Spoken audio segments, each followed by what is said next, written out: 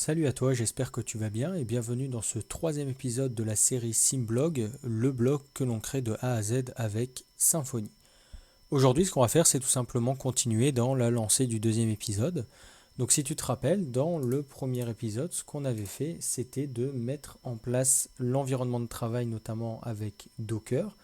Et on avait pu voir que ça fonctionnait, notamment en allant récupérer ici une information comme quoi Apache était bien détecté sur le port 8000 de notre machine, mais également que l'on avait bien phpMyAdmin qui était détecté et on pouvait même s'y connecter. Donc l'environnement de travail est détecté et du coup il est bien fonctionnel. Maintenant ce qu'on va faire, c'est qu'on va tout simplement installer le projet au sein de notre environnement de travail tout simplement. Donc pour installer le projet, c'est pas compliqué. Ce qu'on a à faire, c'est faire une installation de projet Symfony classique, mais cette fois-ci au niveau du container. Tout simplement, ce qu'on va faire, c'est un docker exec.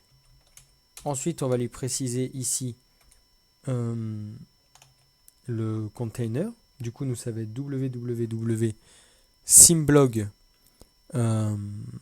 YouTube. Et ensuite, on va faire composer. Donc, composer, je te rappelle, qui a été installé dans notre image ici, donc le Dockerfile, notamment avec ceci, donc Composer qui est bien installé. On va faire un Composer Create Project et on va faire Symfony Website Skeleton et on va appeler ça Project. Une fois que tu as fait ça, ce que ça va faire, c'est que ça va tout simplement installer un dossier Symfony au sein d'un dossier Project, donc qui se trouve juste ici, et ça va l'installer au sein de ton container. Par exemple, si on se connecte au sein de notre container, donc on peut le faire notamment via docker exec-ti www.simblog YouTube bash. Là, on est au sein de notre container. Si on fait un ls, on voit qu'il y a docker, docker compose YAML et project, du coup comme sur notre VS Code. Et si on rentre dans project, et qu'ici on fait un ls-l, on voit notamment tous les fichiers et tous les dossiers, bin, composer.json, composer.log, etc., etc. Donc on voit bien que au-delà de l'avoir installé sur notre machine à nous, je mets des guillemets, on l'a bien installé sur le container. Donc là aussi, ce que tu peux faire, c'est te donner les droits. Car oui, tu n'as pas les droits car tu l'as installé au sein du container, donc ça peut poser quelques problèmes.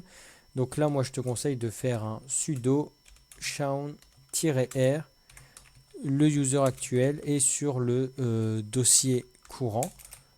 Hop. Et là, ça va te permettre d'avoir tous les droits.